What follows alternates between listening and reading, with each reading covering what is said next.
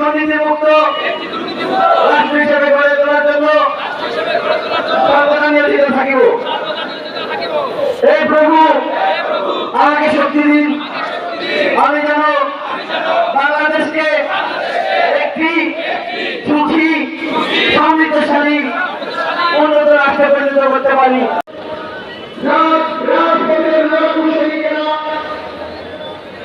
আমাদের মহাসমাবেশের এই পর্যায়ে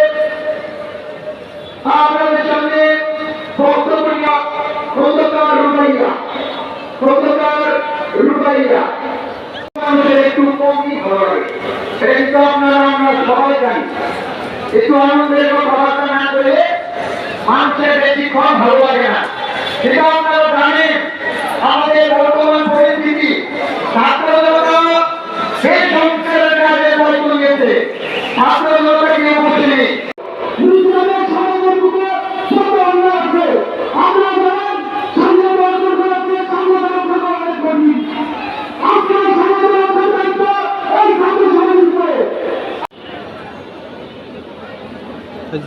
চন্দনা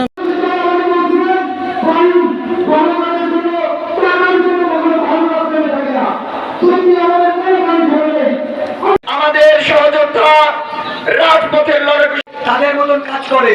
আমাদের কোনো কমিটি নেই, কিছু নেই।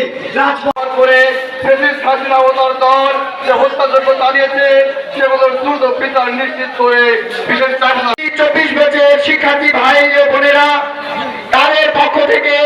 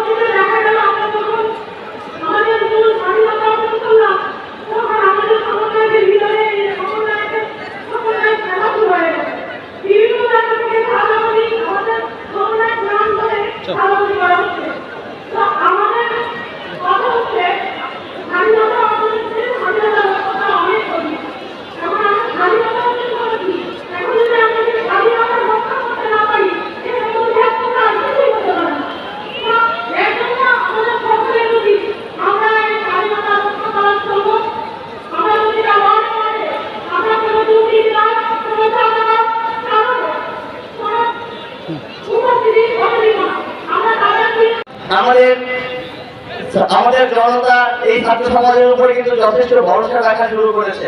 আমরা আমাদের বিজয়ের পর বারবার কিন্তু বলছিল যে স্বাধীনতা অর্জন হচ্ছে, স্বাধীনতা রক্ষা করা কঠিন। আমরা যারা রাজপথে ছিলাম তারা এখন বলছি আসলেই কঠিন। আমাদের এই সংগ্রামটাকে আরো চালিয়ে নেওয়ার জন্য আমাদের আরো অনেক কাজ করতে হবে। বন্ধুগণ, আমরা মাসুম ভাই আমাদের বলেছিলেন যশোর দুর্নীতিমুক্ত প্রথম জেলা হিসেবে আমরা ঘোষণা করতে চাই। আমাদের যশোরের যে শিক্ষার্থীরা আছেন, শিক্ষার্থীরা এবং ছাত্র জনতা একসঙ্গে মিলে আমরা যশোরের সকল রকম দুর্নীতিকে আমরা রুখে দেবো, এই আশা আমরা রাখি। আমরা যশোরের সকল সিন্ডিকেট ভেঙে দিতে চাই। আপনারা আমাদের পাশে আছেন তো? আপনারা আমাদের পাশে থাকবেন তো? আমরা যশোরের সকল সরকারি অফিসে আমরা দুর্নীতির যে আক্রমণ আছে সেগুলোকে ভেঙে দিতে চাই। সকল দুর্নীতিবাদ কর্মকর্তাদের সাবধান করে দিতে চাই। যশোরের ছাত্র সমাজ কিন্তু জেগেছে, আপনাদের কিন্তু খবর আছে, আপনাদের খবর আছে। বন্ধুগণ, আমরা আমাদের এই সংকটকালীন মুহূর্তে যখন পুলিশ কর্মবিরতিতে গেল, একটা নৈরাজ্যকর পরিস্থিতি তৈরি হলো,